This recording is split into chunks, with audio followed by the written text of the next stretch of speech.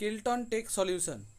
আমরা এই শেয়ারটির দিকে নজর রাখব, কারণ এই শেয়ারটির প্রাইস 52 উইক লো ছিল 95, সেখান থেকে 184 গেছিলো, অলমোস্ট ডাবল হয়ে গেছিলো। এখন আবার কমে 131 টাকা 34 পয়সায় শেয়ারটা ট্রেড হচ্ছে।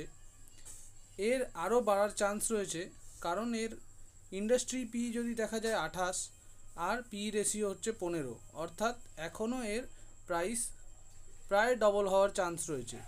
তাছাড়া ফেস ভ্যালু 5 রয়েছে, স্প্লিটও করতে পারে।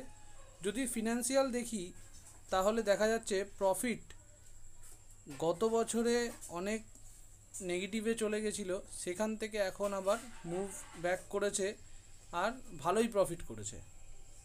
শেয়ার হোল্ডিংয়ে যদি দেখি তাহলে প্রোমোটার শেয়ার হচ্ছে 40% আর ফরেন ইনস্টিটিউশন শেয়ার ইনক্রিজ করেছে 1%।